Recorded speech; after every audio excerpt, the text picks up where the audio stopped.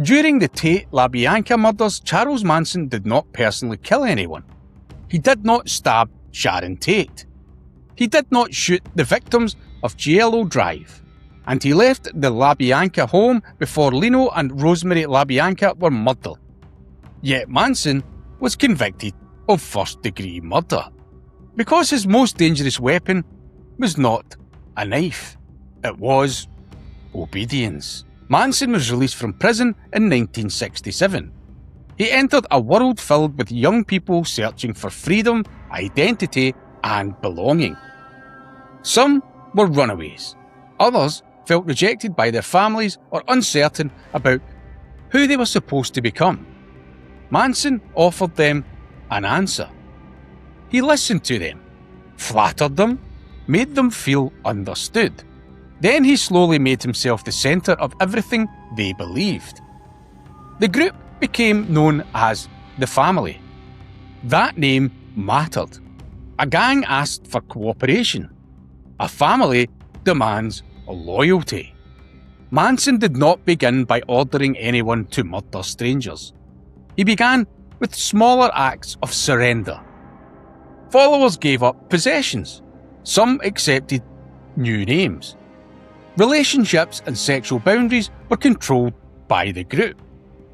Personal identity was treated as selfishness. Life became communal. Manson became teacher, father, prophet, and judge. Followers were encouraged to believe that resisting him meant they were still trapped by their egos. Agreement became enlightenment. Doubt became weakness. Obedience became love. The family eventually settled at Spahn Ranch, an aging film set outside Los Angeles. There, the outside world became increasingly distant. Manson controlled access to affection, approval, and status. He used humiliation, fear, and hallucinogenic drugs in an environment where reality was already unstable. But drugs alone do not explain what happened.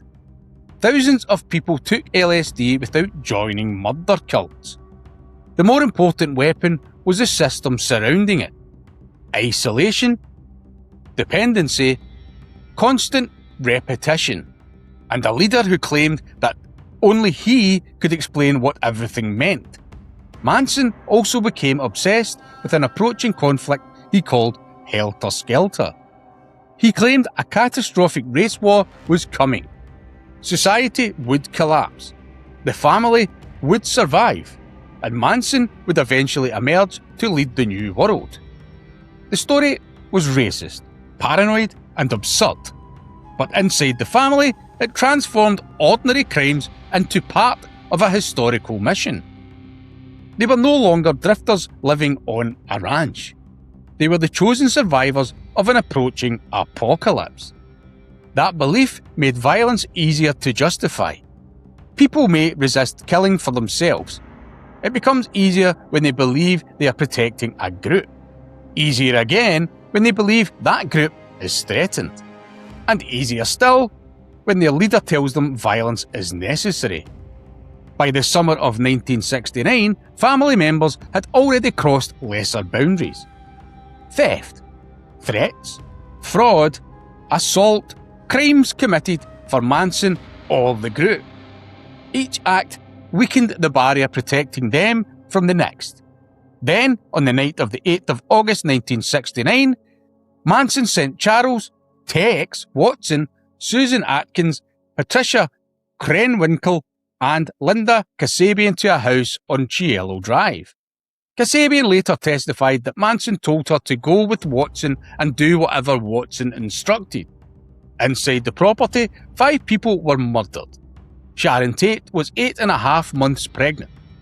Manson never entered the house, but the people who did believed they were carrying out his will. The following night, Manson went with members of the family to the home of Lino and Rosemary LaBianca. He entered the house, tied the couple up, then left his followers behind. Again, he placed distance between himself and the violence. That became central to his defense. Manson claimed his followers had acted independently. He had not personally murdered anyone. But the prosecution argued that he had planned, directed, and conspired in the crimes. Under California law, he did not need to wield the knife himself. If the murders were carried out as part of a plan he helped create, he could still be held responsible for them. That explained the conviction, but it did not fully explain the control. Manson could not erase another person's free will. His followers were not machines. Some hesitated. Some resisted. Some eventually left. Linda Kasabian did not physically participate in the killings and later became the prosecution's key witness. Manson's influence was powerful, but it was never absolute. And that makes the story more disturbing. The killers remained responsible for what they did, but they reached murder through a series of decisions made inside an environment designed to corrupt those decisions. Manson selected people searching for belonging. He separated them from outside influence. He weakened their identities. He made obedience feel sacred. He created an imaginary threat. Then he presented violence as proof of loyalty. His influence remained visible even during the trial. When Manson carved an X into his forehead, Atkins, Kremwinkle, and Leslie Van Houten appeared the next day with matching marks. Even while facing possible death sentences, they continued to mirror him. The prosecution called Manson's motive Helter Skelter. Later writers and investigators have disputed whether that theory fully explains the murders. Some have suggested revenge, intimidation, or attempts to divert police from earlier crimes. But the exact motive does not change the central mechanism. Manson directed the nights that ended in murder. He prepared the people who carried them out. And he created a world in which his desires mattered more than another person's life. That is why Charles Manson still matters. Not because he possessed supernatural powers, and not because his followers were uniquely foolish. He understood something far more ordinary. People searching for belonging can be persuaded to surrender their judgment one piece at a time.